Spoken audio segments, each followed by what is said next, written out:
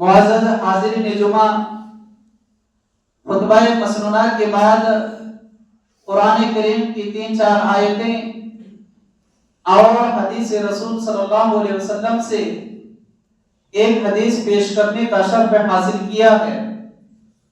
اس مناسبت سے آج کے اس خطبہ جمعہ کے لیے جس موضوع کا انتخاب کیا گیا ہے وہ ہے غموں، دکھوں اور پریشانیوں کا علاج قرآن و سنت کی روشنی میں۔ محترم سامعین، اس حقیقت سے کوئی بھی انسان انکار نہیں کر سکتا ہے کہ مجھے کوئی غم نہیں ہے، کوئی پریشانی نہیں ہے، کیونکہ ہم دیکھتے ہیں دنیا میں چاہے وہ چھوٹا ہو یا بڑا، نیک ہو یا برا انسان ہو، قانون قدرت کے تحت اسے غموں، دکھوں اور پریشانیوں کا سامنا کسی نہ کسی شکل میں ضرور ہوتا ہے۔ لیکن خوش قسمت ہے وہ انسان جو ان غموں، دکھوں اور پریشانیوں پر صبر کرتا ہے، حوصلے سے کام لیتا ہے اور مصیبت کے وقت صرف اور صرف اللہ تبارک و تعالی کی مدد چاہتا ہے۔ اب آئے دن اخبارات میں پڑھتے ہیں یا موبائل میں دیکھتے ہیں یا قوم اور سماج میں رہتے ہیں تو آپ دیکھتے ہیں کہ لوگ اپنی اپنی مشکلات اور پریشانیاں بتاتے ہیں۔ کبھی آپ اخبار میں پڑھتے ہیں کہ فلاں لڑکی نے محبت کی ناکامی میں اپنی جان دے دی، فلاں آدمی قرض سے تنگ آ کر کے اپنے اہل و عیال کے ساتھ موت کو گلے لگا دیا، یا کوئی انسان بیماری سے تنگ آ گیا اور اس نے اپنی جان کو ہلاکت میں ڈال دیا۔ یہاں تک کہ اکثر دفعہ ہم ہمارے مسلمان بھائی جو کلمہ پڑھتے ہیں ان کے بارے میں بھی کبھی دل دہلا دینے والی خبر آتی ہے کہ دنیاوی زندگی سے تنگ آ کر کے اس نے خودکشی کر لی۔ خسرت دنیا والآخرہ، دنیا کا بھی نقصان کیا اور آخرت کا بھی نقصان کیا، کیونکہ خودکشی اپنے آپ کو ہلاک کر دینا، اپنی جان خود لے لینا، یہ حرام موت ہے۔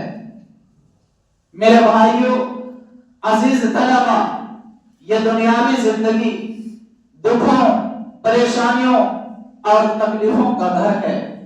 یہاں ہر کسی کو کوئی نہ کوئی پریشانی ضرور لاحق ہے۔ بیویاں شکایت کرتی ہوئی نظر آتی ہیں کہ میرا شوہر مجھ پر ظلم کرتا ہے، میری اچھی دیکھ ریکھ نہیں کرتا ہے، گالی گلوچ کرتا ہے۔ شوہر بیویوں کو لے کر کے پریشان ہے کہ بیوی میری بے وفائی کرتی ہے، میری بات نہیں مانتی ہے۔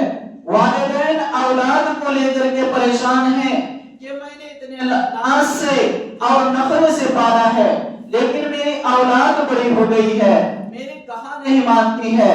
اسی طرح بہت سے شادی شدہ جوڑے اس بات کو لے کر کے دکھی ہیں کہ ان کے یہاں اولاد کی نعمت نہیں ہے۔ باپ کے والدین اپنی بیٹی کے شادی نہ ہونے کی وجہ سے پریشان ہے۔ شاید اسی لیے اللہ تبارک و تعالی نے قرآن کریم کے اندر ارشاد فرمایا لَقَدْ خَلَقْنَا الْإِنسَانَ فِي كَبَدٍ، کہ ہم نے انسان کو مشقت میں پیدا کیا، انسان کو تکلیف میں پیدا کیا۔ میرے معزز سامعین، لہذا کوئی بھی دکھ آ جائے، پریشانی آ جائے، ہمیں زیادہ گھبرانا نہیں چاہیے، ہمیں زیادہ پریشان نہیں ہونا چاہیے، کیونکہ یہ قدرت کا قانون ہے۔ اس کائنات کے جو افضل ترین انسان تھے، انبیاء کرام، ان کو بھی غم تھا، ان کو بھی دکھ تھا، ان کو بھی پریشانیاں لاحق تھی۔ آپ اللہ کے نبی صلی اللہ علیہ وسلم کے بارے میں پڑھتے ہیں جو کائنات کے افضل ترین انسان انسان ہیں، تمام انبیاء کرام میں سب سے معزز ہیں۔ آپ صلی اللہ علیہ وسلم کو طائف کے وادیوں میں پتھر مارا گیا، آپ صلی اللہ علیہ وسلم کے جسم کو لہو لہان کیا گیا، تو ہر ایک پر تکلیفیں آتی ہے۔ آپ صلی اللہ علیہ وسلم کو ایک بہت بڑا غم تھا، وہ غم کیا تھا؟ قرآن کریم نے ذکر کیا ہے، فَلَعَلَّكَ بَاخِعٌ نَفْسَكَ عَلَىٰ آثَارِهِمْ إِن لَّمْ يُؤْمِنُوا بِهَٰذَا الْحَدِيثِ أَسَفًا۔ کہ اللہ کے نبی صلی اللہ علیہ وسلم، کیا آپ اپنی جان کو ہلاکت میں ڈال دیں گے غم میں اور فکر میں اس بات کو لے کر کے کہ آپ کی قوم قرآن پر ایمان نہیں لا رہی ہے، آپ کی قوم قرآن کو تلاوت نہیں کر رہی ہے، آپ کی قوم نماز کی پابندی نہیں کر رہی ہے، تو کیا اس غم میں آپ اپنی جان کو ہلاکت میں ڈال دیں گے؟ اللہ اکبر۔ سامعین محترم، عزیز طلباء، ہمیں اور آپ کو سمجھنے کی ضرورت ہے، اللہ کے نبی کو سب سے بڑا غم کس بات کا تھا؟ اپنی امت کو لے کر کے کہ میری امت ہدایت کے راستے پر نہیں چل رہی ہے۔ آج ہم لوگوں کو کس بات کا غم ہے؟ دنیاوی زندگی کا، کہ دنیاوی زندگی ہماری اچھی نہیں ہے، دنیاوی زندگی میری اچھی سے اچھی کیسے بن جائے، ہمیں آخرت کی کوئی فکر نہیں، قبر کی زندگی کے بارے میں ہمیں کوئی فکر نہیں ہے کہ جہاں پہ ہزاروں سال رہنا ہے اور ہمیں دنیاوی زندگی کے اعتبار سے حساب و کتاب دینا ہے، قبر کے بارے میں کچھ بھی ہم غور و فکر نہیں کرتے ہیں، قیامت کے دن کے بارے میں ہم غور نہیں کرتے ہیں، کبھی فکر میں مبتلا نہیں ہوتے ہیں، جس کا ایک دن 50,000 سال کے برابر ہوگا۔ فی یوم 50,000 سنہ۔ جہنم کے بارے میں ہمیں اور آپ کو کوئی فکر نہیں۔ میرے معزز سامعین، جہنم کے آگ کو کبھی تنہائی میں غور و فکر کریں، تنہائی میں سوچیں کہ جہنم کی آگ جھلسا دینے والی ہے، آپ کی چمڑی کو جلا دینے والی ہے، آپ کی ہڈیوں کو جلا دینے والی ہے۔ اس جہنم کے بارے میں ہمیں اور آپ کو کوئی فکر نہیں۔ اللہ کے نبی صلی اللہ علیہ وسلم نے فرمایا، اتقوا النار ولو بشق تمرہ، کہ اے لوگو جہنم کے آگ سے بچو، چاہے کھجور کے ایک ٹکڑا صدقہ کر کے ہی کیوں نہ ہو۔ حضرات گرامی، ہمیں غم ہونی چاہیے، ہم مسلمان ہیں، وارثین انبیاء ہیں، خیر امت ہیں، ہم لوگوں کو فکر اپنی ذات سے زیادہ دوسروں کی ہونی چاہیے۔ آج دیکھیے کتنے ہمارے مسلمان بھائی بے نمازی پڑھ رہے ہیں، کتنے ہمارے مسلمان بھائی بہنیں بے نمازی پڑھ رہے ہیں، لیکن ہمیں ان کی کوئی فکر نہیں۔ آج قوم اور معاشرے کے اندر بے حیائی، عریانیت اور خماشیت پھیل رہی ہے۔ ہمارا بیٹا، ہماری بیٹی یا فلاں غلط چیزیں دیکھ رہے ہیں، لیکن ہمیں فکر نہیں ہو رہی ہے۔ آج اگر ہمیں فکر ہو رہی ہے تو صرف اور صرف اپنی ذات کی فکر ہو رہی ہے۔ حضرات گرامی، آئیے اس تمہید کے بعد ہم جانتے ہیں کہ اگر ہمیں کوئی غم آ جائے، کوئی پریشانی آ جائے، کوئی تکلیف آ جائے تو اس کا علاج ہم کیسے کریں۔ غموں، دکھوں اور پریشانیوں کا سب سے پہلا علاج اصلاح عقیدہ۔ عقیدے کو اصلاح کرنا ضروری ہے، اپنا ایمان کو مضبوط کرنے کی ضرورت ہے، اپنا تعلق اللہ تبارک و تعالی سے مضبوط کرنے کی ضرورت ہے۔ سامعین کرام، آج جو بہت سارے مسائل جنم لے رہے ہیں اور بہت ساری تکلیفیں جنم لے رہی ہیں، بنیادی وجہ یہ ہے کہ ہمارا عقیدہ خراب ہے۔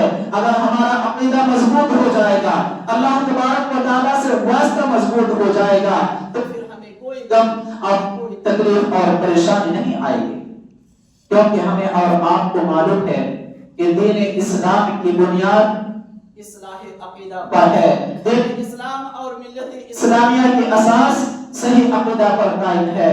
اللہ کے نبی صلی اللہ علیہ وسلم کو اللہ تبارک و تعالیٰ نے جو قرآن کریم نازل کیا، وَلَقَدْ بَعَثْنَا فِي كُلِّ أُمَّةٍ رَسُولًا أَنِ اعْبُدُوا اللَّهَ وَاجْتَنِبُوا الطَّاغُوتَ۔ اے اللہ کے نبی صلی اللہ علیہ وسلم، ہم آپ کو قوم کی طرف نبی بنا کر کے بھیجے ہیں. آپ لوگوں کو ایک اللہ کی عبادت کی طرف دعوت دیجئے اور لوگوں کو غیر اللہ کی عبادت سے بچائیے, غیر اللہ کو اپنا ماننے سے بچائیے. سامعین محترم, غموں, دکھوں اور پریشانیوں کا دوسرا علاج جو بہترین علاج ہے وہ تقوی ہے. تقوی کیا چیز ہے؟ تقوی کو سب سے پہلے ہم جانیں. تقوی کا معنی ہوتا ہے ڈرنا, اور تقوی کی جو اصطلاحی تعریف ہوتی ہے یعنی اللہ تبارک و تعالی سے ڈرنا. اللہ تبارک و تعالی سے ڈر کر کے ایک انسان برائیوں کو چھوڑ دے اور نیکی کے راستے کو اپنا لے, اسی کا نام تقوی ہے. ایک مرتبہ صحابہ کرام بیٹھے ہوئے تھے. حضرت عمر رضی اللہ تعالی عنہ نے ایک سوال کی حضرت عبید بن کعب رضی اللہ تعالی عنہ سے کہ تقوی کیا چیز ہے. حضرت عبید بن کعب رضی اللہ تعالی عنہ نے کہا کہ اے عمر رضی اللہ تعالی عنہ, کیا آپ کا گزر کبھی ایسے راستے سے ہوا ہے جس راستے میں دونوں طرف سے کانٹے دار جھاڑیاں ہوں, آپ کو راستہ تنگ ہو, آپ کا گزر کبھی ایسے راستے سے ہوا؟ حضرت عمر رضی اللہ تعالی عنہ فرماتے ہیں کہ ایک دفعہ نہیں, بارہا ایسے راستے سے گزر ہوا ہے. انہوں نے کہا کہ آپ کیسے گزرے ہیں اس راستے سے؟ کہا کہ میں اپنے دامن کو سمیٹ لیتا ہوں اور نہایت ہی احتیاط کے ساتھ سامنے اپنا قدم رکھتا ہوں کہ کوئی کانٹا نہ ہو, دائیں بائیں بچتے بچاتے اس راستے کو پار کر لیتا ہوں. حضرت عبید بن کعب فرماتے ہیں کہ یہی تو تقوی ہے. دنیا کی زندگی کانٹے دار راستہ ہے, دونوں طرف بے حیائیاں, برائیاں اور دنیا کے فتنے پڑے ہیں. اگر آپ کو تقوی اختیار کرنا ہے تو صراط مستقیم پر چلنا پڑے گا. دائیں بائیں جو کانٹے دار فتنے ہیں, بے حیائیاں ہیں, گناہ کے کام ہیں, ان کو اگر چھوڑ دیں گے تو آپ صحیح معنی میں تقوی اختیار کر لیں گے. یہی تقوی ہے.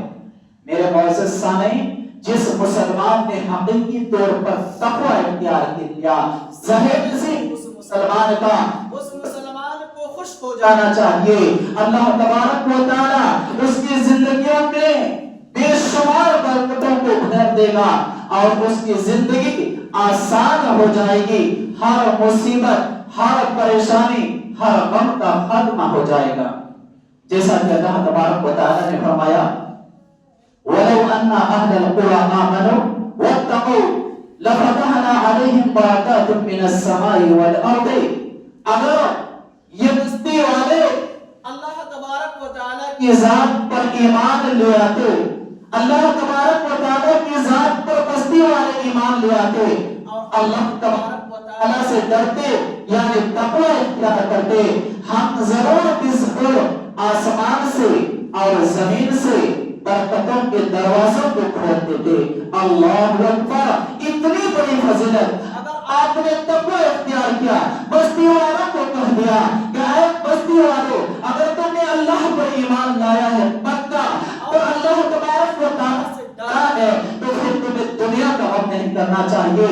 اللہ تبارک و تعالی آسمان و زمین سے تمہارے لیے برکتوں کے دروازوں کو کھول دے گا. اسی طرح ایک آیت کریمہ میں اللہ تبارک و تعالی نے فرمایا, وَمَن يَتَّقِ اللَّهَ يَجْعَلْ لَهُ مَخْرَجًا وَيَرْزُقْهُ مِنْ حَيْثُ لَا يَحْتَسِبُ. جو اللہ تبارک و تعالی سے ڈرے گا یعنی تقوی کی زندگی اختیار کرے گا, اللہ تبارک و تعالی اس کو مصیبتوں سے نکال دے گا, اس کو غموں سے نکال دے گا اور اس کو ایسی جگہ سے رزق دے گا کہ اس کو وہم و گمان بھی نہیں ہوگا. سامعین اکرام, بہت بڑی آیت کریمہ ہے. جو انسان اللہ تبارک و تعالی سے ڈرے گا, اللہ تبارک و تعالی کا وعدہ ہے کہ اس کو مصیبت سے نکال دے گا. آپ دیکھیے حضرت یونس علیہ السلام مچھلی کے پیٹ میں چلے جاتے ہیں اللہ کے نافرمانی کی وجہ سے, لیکن مچھلی کے پیٹ میں اللہ کا خوف آتا ہے, اللہ کا ڈر آتا ہے.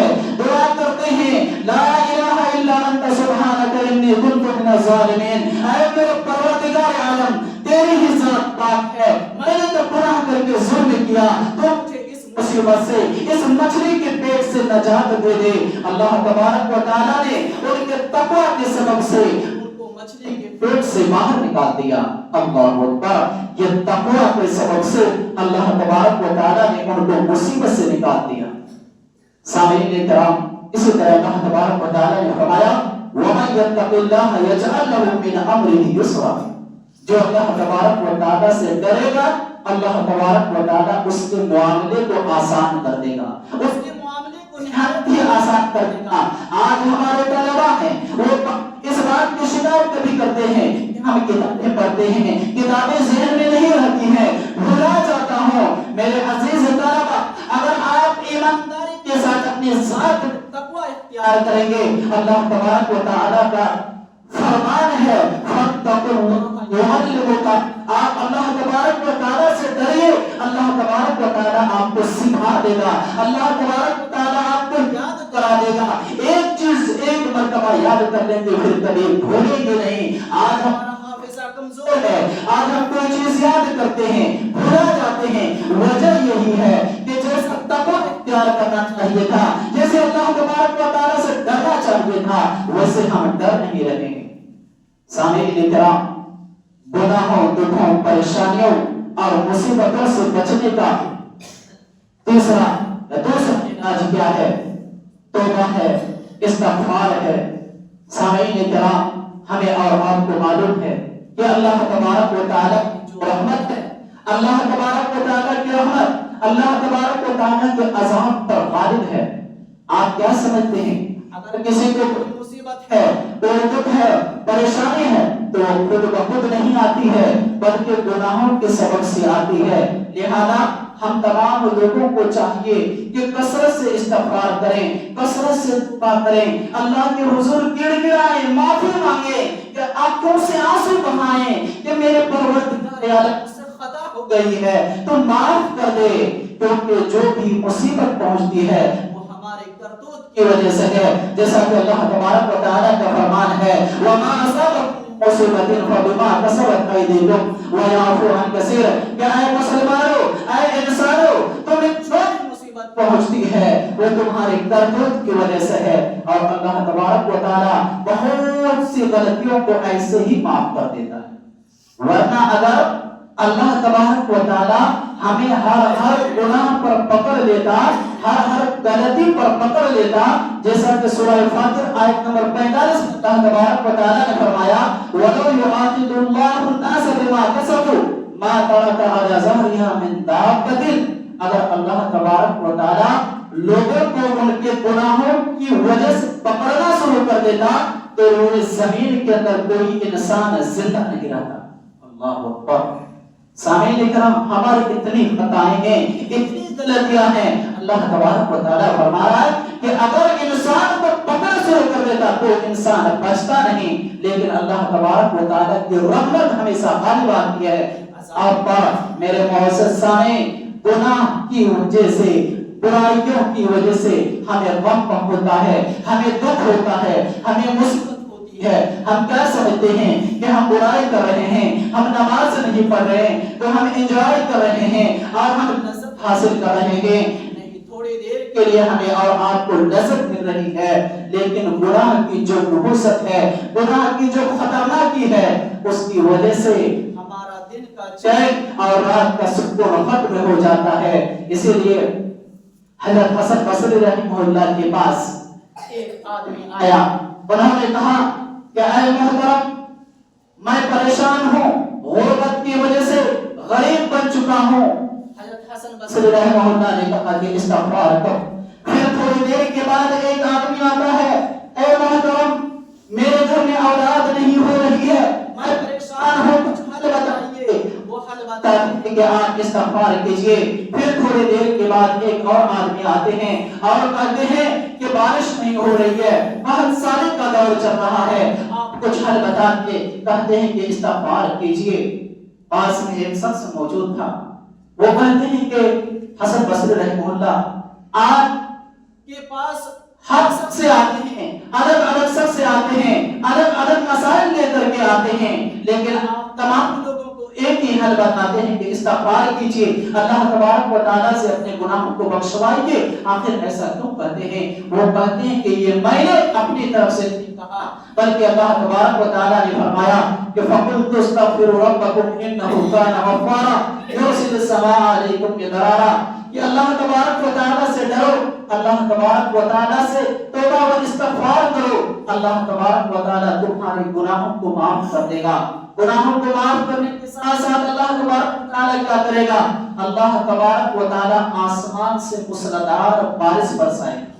اگر انسان توبہ و استغفار کرے، آسمان سے موسلادھار بارش برسائے گا، ساتھ ہی ساتھ وَيُمْدِدْكُمْ بِأَمْوَالٍ وَبَنِينَ، اور تمہاری مدد کرے گا، مال عطا کرے گا، بیٹے عطا کرے گا، اور باغات عطا کرے گا، نہریں عطا کرے گا۔ سامعین کرام، استغفار کے بے شمار فائدے ہیں۔ استغفار کی اگر فضیلت کو انسان جان لے، وہ رات دن استغفر اللہ استغفر اللہ استغفر اللہ ربی من کل ذنب واتوب الیہ کہے گا۔ سامعین کرام، ایک مشہور واقعہ ہے، جیسا کہ اکثر لوگوں کو معلوم ہے کہ امام احمد بن حنبل رحمہ اللہ ایک مرتبہ سفر میں تھے۔ ایک گاؤں میں رات ہو جاتی ہے، عشاء کی نماز پڑھتے ہیں۔ عشاء کی نماز کے بعد وہ سوچتے ہیں کہ میں مسجد میں آرام کروں گا، لیکن مؤذن آتے ہیں، اب کہتے ہیں کہ مسجد میں اجازت نہیں ہے، باہر سب سے تو رات ڈالنے کے لہٰذا آپ اپنا انتظام باہر کر لیجیے۔ سامعین کرام، امام احمد بن حنبل رحمہ اللہ اپنے خاکساری کی وجہ سے، اللہ تبارک و تعالیٰ سے عاجزی کی وجہ سے اپنا نام ظاہر نہیں کرتے ہیں کہ میں امام احمد بن حنبل اللہ۔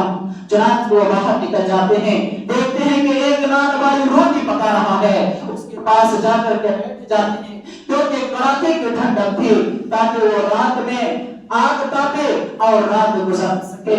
چنانچہ وہ نان والی جو روٹی بنانے والا تھا، اس کے پاس بیٹھتے ہیں تو دیکھتے ہیں کہ اس کی زبان میں استغفر اللہ جاری۔ امام احمد بن حنبل پوچھتے ہیں کہ آپ جو اتنا استغفار کرتے ہیں بھی آپ کو فائدہ ہوا ہے؟ وہ نان بھائی روٹی پکانے والا کہتے ہیں کہ حضرت مت پوچھئے، استغفار کا مجھے کتنا فائدہ ہوا، اللہ کی قسم کھا کر کہتا ہوں، جب سے میں نے استغفار کرنا شروع کیا ہے، میری زندگی سے ہر غم ختم ہو گیا ہے، اور اللہ تبارک و تعالیٰ نے مجھ کو اتنا عطا کیا ہے، اتنا عطا کیا ہے کہ سنبھالا نہیں جاتا ہے، بس ایک دعا میرے قبول نہیں ہوئی ہے۔ امام احمد بن حنبل پوچھتے ہیں کون سی دعا ہے جو ابھی تک آپ کی قبول نہیں ہوئی ہے؟ وہ کہتے ہیں کہ میری بڑی تمنا ہے، میری دلی تمنا ہے، ایک مشہور محدث ہیں امام احمد بن حنبل، میں ان سے ملنے کی تمنا رکھتا ہوں، اللہ سے دعا کیا ہوا ہوں کہ اے میرے پروردگار عالم تو مجھے اس محدث سے ملا دے۔ سامعین کرام، اتنا سننا تھا امام احمد بن حنبل کو کہ ان کی سے آنسو ہو جاتا ہے۔ کہتا ہے امام احمد بن حنبل کہ آپ خوش ہو جائیے، آپ کی دعا قبول ہو گئی ہے، میں یہ امام احمد بن حنبل ہوں، اللہ تبارک و تعالیٰ نے آپ کی دعا کو قبول کر لیا ہے، اور اللہ تبارک و تعالیٰ نے مجھے کھینچ کر کے آپ کے پاس لے کر کے آیا ہے۔ سامعین کرام، استغفار کے بے شمار فوائد ہیں، لہذا ہم تمام لوگوں کو چاہیے کہ بکثرت توبہ کریں، استغفار کریں۔ سامعین کرام، دعاؤں کا دکھا کا وقت ہو چلا ہے، بس چند منٹ بعد ختم کرتے ہیں۔ سامعین کرام، مختصر میں غموں اور دکھوں کا چوتھا جو علاج ہے وہ علاج کیا ہے؟ نیک عمل ہے۔ اللہ تبارک و تعالیٰ نے قرآن کریم کے اندر ارشاد فرمایا من عمل صالحا من ذکر او انثى وهو مؤمن فلنحيينه حياة طيبة ولنجزينهم أجرهم بأحسن ما كانوا يعملون۔